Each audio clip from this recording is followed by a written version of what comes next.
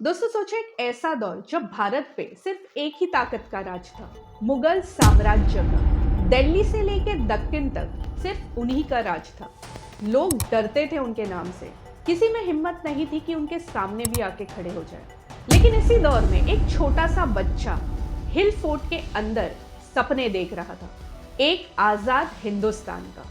वो बच्चा बड़ा होके बनेगा शिवाजी भोसले और उनके सपने से जन्म लेगा मराठा साम्राज्य। एक ऐसा साम्राज्य जिसे आज भी लोग असली शेर कहते हैं।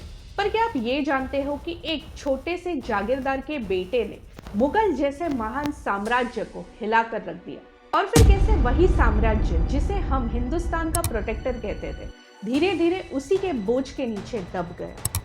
चलिए समझते हैं इस कहानी को एक ऐसे इंसान से जहां से सब कुछ शुरू हुआ, छत्रपति शिवाजी महाराज।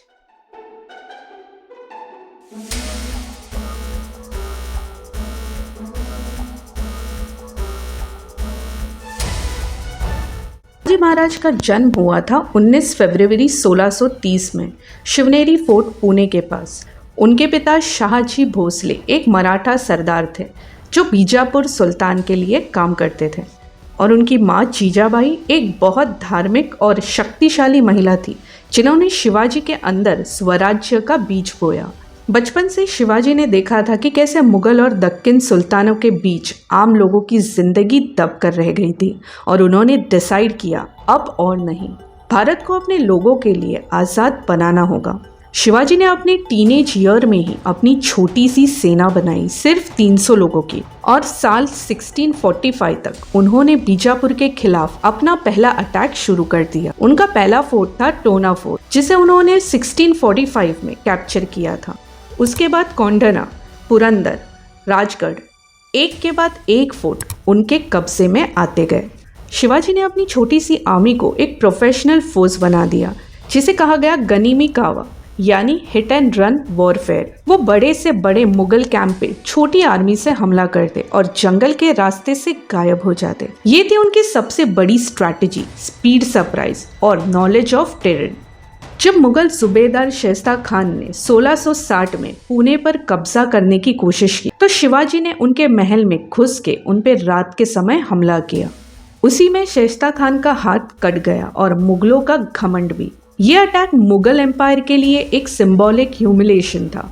और फिर 1664 में शिवाजी ने किया एक लेजेंडरी स्टेप, उन्होंने मुगलों का रिचेस्ट सिटी सूरत लूट लिया। सूरत क्यों? क्योंकि सूरत मुगलों के ट्रेजरी और ट्रेड का सेंटर था।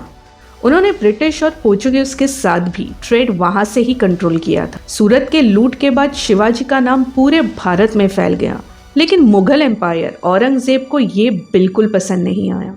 उसने अपना बेस्ट जनरल भेजा, मिर्जा राजा जय सिंह, जिन्होंने शिवाजी को ट्रीटी ऑफ पुरंदर 1665 साइन करने पे मजबूर किया। शिवाजी को कुछ अपने फोर्ट्स मुगलों को देने पड़े, लेकिन उन्होंने ये भी समझा बिना पॉलिटिक्स के सर्वाइवल नहीं हो सकता।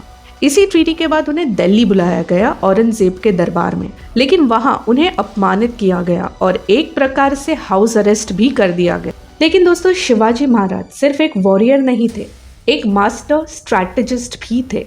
उन्होंने अपनी और बेटे संभाजी के फ्रूट बास्केट के अंदर छुप के जेल से एस्केप किया, और ये बन गया इंडियन हिस्ट्री का सबसे आइकॉनिक एस्केप सीन। एस्केप के बाद शिवाजी ने अपने राज्य को दोबारा स्थापित किया और साल 1674 में अपने कैपिटल रायगढ़ फोर्ट पर अपना राज तिलक कराया। इसी दिन से उन्हें कहा गया छत्रपति शिवाजी महाराज। कोरोनेशन के समय शिवाजी के पास 300 से आसपास फोर्ट, 50,000 सोल्जर्स और एक वेल ऑर्गेनाइज्ड नेवी थी। उन्होंने समंदर के किनारे सिंधुगढ़ और विजयदुर्ग जैसे फोर्ट बनाए, क्योंकि उन्हें पता था जो समुंदर पे राज करेगा वो भारत पे ही राज करेगा। उन्होंने एक एफिशिएंट एडमिनिस्ट्रेशन डेवलप किया जिसे कहा गया आस्था प्रधान मंडल, जिसमें 8 मंत्री थे जैसे पेशवा, अमात्य, सेनापति और न्यायाधीश भी थे। ये उनके गवर्नेंस मॉडल का बैकबोन था जो लेटर मराठा एम्पायर के गोल्डन एज तक बना रहा। शिवाजी महाराज के रूल में टैक्स सिस्टम फेयर था। उन्होंने मुगलों के जिजिया टैक्स को रिजेक्ट किया और फार्मर से सिर्फ उतना ही टैक्स लिया जितना ज़रूरी था। उन्होंने स्वराज्य का कॉन्सेप्ट दिया, अपना राज्य अपने लोगों के लिए। लेकिन साल 1680 में शिवाजी महाराज का निधन हो गया। कुछ सोर्सेस के हिसाब से उनकी तबीयत खराब थी, कुछ कहते हैं पॉइजनिंग हुई। जो भी हो, उस दिन भारत ने अपना सबसे विजनरी लीडर खो दिया था। उनके बाद उनका बेटा संभाजी गद्दी पे आया, लेकिन मुगलों के खिलाफ लड़ाई और भी इंटेंस हो गई। औरंगजेब ने खुद अपनी 25 साल की कैंपेन दक्कन में लगाई। साल 1681 से 1707 तक, लगभग अपनी मौत तक, सिर्फ एक ही मिशन था, मराठास को खत्म करना। लेकिन क्या हुआ? जब तक औरंगजेब मरा तब तक उसने मुगल एम्पायर के खुद के रिसोर्सेस खाली कर दिए और महाराज शिवाजी के बनी हुई टैक्टिक्स ने मुगलों का दम तोड़ दिया। मराठास को खत्म नहीं किया जा सकता, क्योंकि अब वो एक आदमी नहीं रहे, वो एक विचार बन गए थे, स्वराज्य का विचार। औरंगजेब के बाद मुगल एम्पायर कोलैप्स करने लगा। इसी दौरान मराठास ने अपना एक्सपांशन शुरू किया। उनके मिलिट्री लीडर और एडमिनिस्ट्रेशन के सरपंच बन गए पेशवा बालाजी विश्वनाथ और उनके बाद बाजीराव। बाजीराव ने मराठा एम्पायर को भारत का सबसे पावरफुल फोर्स बना दिया। बाजीराव ने नॉर्थ तक अपना राज फैला दिया था, जैसे दिल्ली, मालवा, बुंदेलखंड तक मराठा फ्लैग्स लग गए थे। उन्होंने मुगल एम्पायर को अपने प्रोटेक्शन में ले लिया था, मतलब मुगल नाम का था, लेकिन असली पावर मराठास के पास थी। ब्रिटिश हिस्टोरियन ग्रैंड डिफ लिखते हैं, the Marathas became the supreme power of India after Mughals, the last native ruler before the British. Bajirao के टाइम पे उन्होंने सह्याद्री के पहाड़ों से निकलकर यमुना के किनारे तक अपना एम्पायर बना दिया था। यही था मराठा का गोल्डन एज। लेकिन हर उदय के साथ एक पतन भी लिखा होता है। मराठास भी अपनी अपनी पॉलिटिक्स, इंटरनल राइवरीज और ईगो क्लैशेस में उलझ गए। डिफरेंट चीफ्स, होलकर्स, भोसलेस, गायकवाड़ सब अलग अलग एम्बिशियस लेकर लड़ने लगे और इसी डिवाइड का फायदा उठाया अफगान्स के अहमद शाह ने।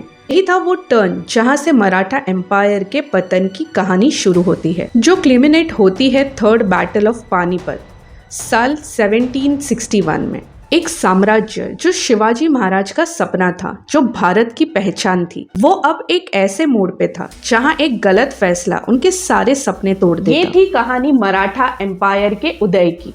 एक कहानी जहां भारत ने ये सीखा कि एक इंसान का सपना पूरे भारत का विचार बदल सकता है। लेकिन ये तो सिर्फ शुरुआत थी। अगले पार्ट में हम ये देखेंगे कि कैसे एक महान साम्राज्य जो मुगलों को हरा सकता था, वो पानीपत के मैदान में गिर गया और फिर कैसे ब्रिटिश ने उनके विचारों का यूज करके भारत पर राज किया।